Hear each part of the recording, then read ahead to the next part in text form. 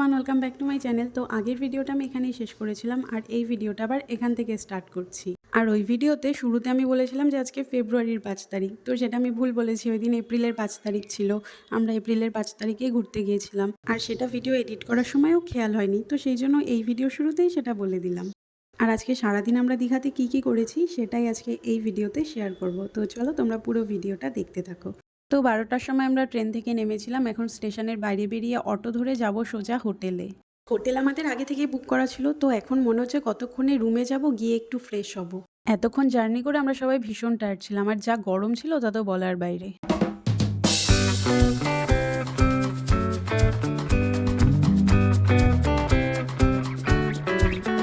তারপরে চলে আসলাম হোটেলে। তো হোটেলের নাম হোটেল মেহেক, এটা একেবারে বিচের সামনে। তো চলো এখন ফটাফট ভেতরে গিয়ে আগে চেক ইনের প্রসেস কমপ্লিট করে আগে রুমে যাই।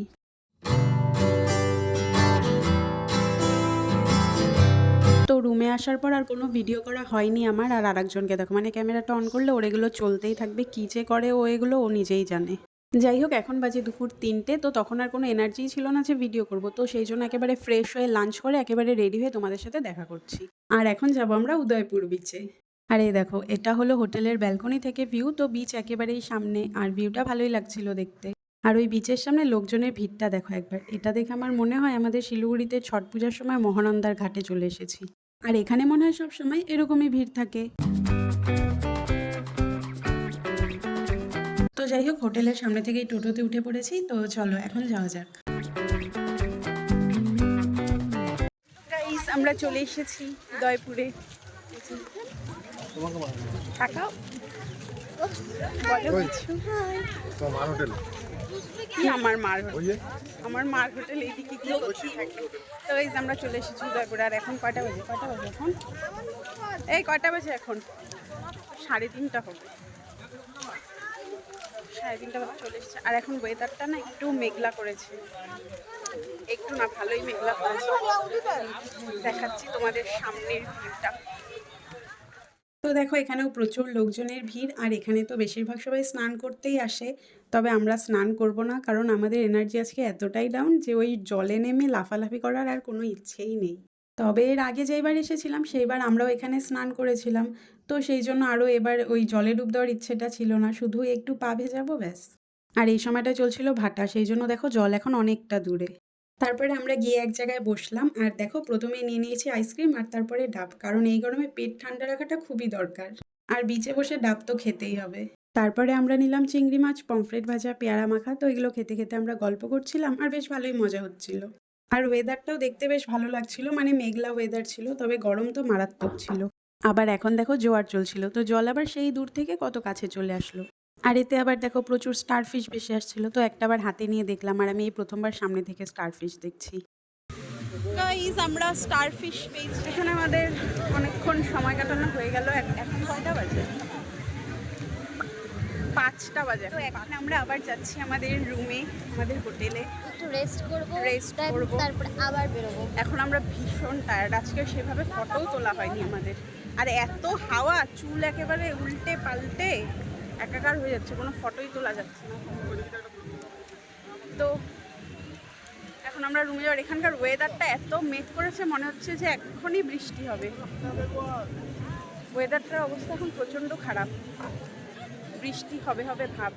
এখানে বেশ অনেকক্ষণ সময় কাটানো হলো, ভালোই লাগলো। আর রোদটা ছিল না জন্য একটু বেশিই ভালো লাগলো। রোদটা থাকলে এই গরমে আর ভালো লাগলো। ওই যে প্রীতম দাঁড়িয়ে আছে ফটো তুলবে। তো এখন যাব আমরা হোটেলে, আর গিয়ে এখন আগে একটু ঘুমোবো, কারণ প্রচণ্ড টায়ার্ড সবাই।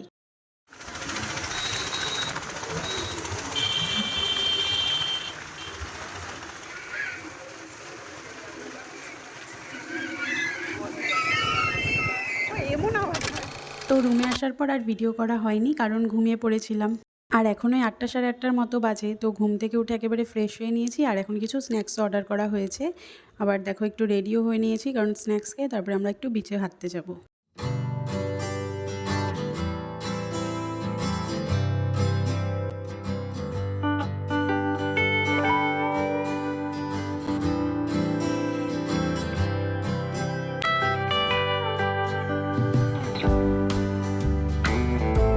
তো তো খেয়ে দিয়ে তারপরে আমরা চারজনে মিলে বেরিয়ে পড়েছি। তো আমরা চারজনই বেরোলাম, ওরা আর কেউ আসলো না। তো চলো একটু বিচের সামনে গিয়ে বসবো, তারপরে মার্কেটটাও একটু ঘুরবো।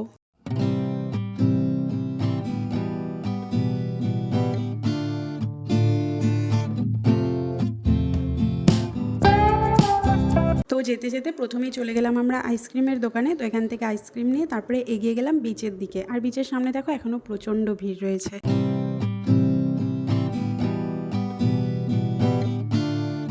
দেখো এদিকটায় অনেকেই বসে রয়েছে আর খুব সুন্দর হাওয়াও দিচ্ছিল এখানে।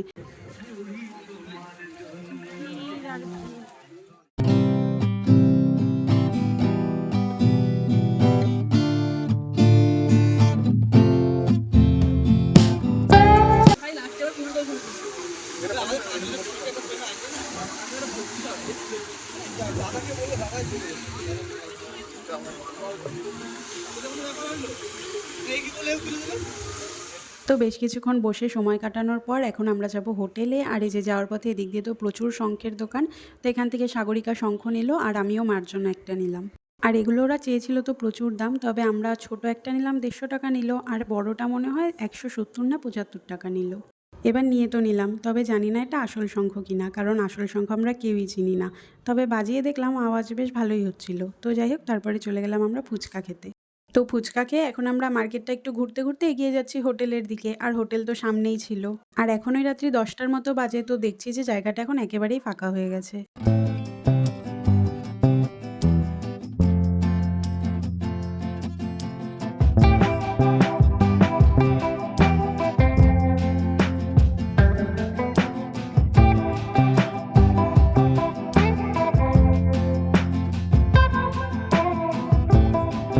তো চলে এসেছি হোটেলে। আর ওই দেখো ব্যালকনিতে প্রীতম, সৈকতদার, গৌরব তিনজনে ওখানে বক্স চালিয়ে গান শুনছে। তো চলো এখন আমরা উপরে যাই।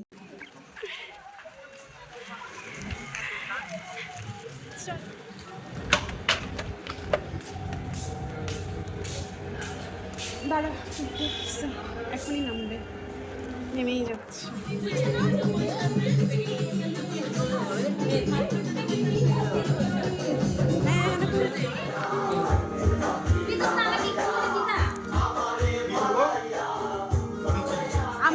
আর এখন বাজে 11টা। তো আমরা ডিনার করতে বসে পড়েছি। আর ডিনারে আমাদের নেওয়া হয়েছিল ভাত, ডাল, আলু ভাজা, চিকেন, রুটি, তড়কা, পনির। তো মোটামুটি অনেক কিছুই নেওয়া হয়েছিল।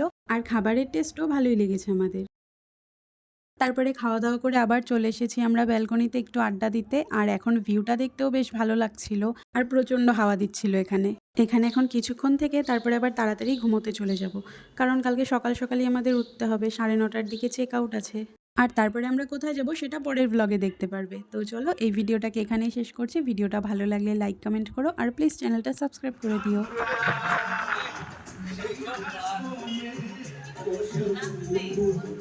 मुझे जूतों चामड़ा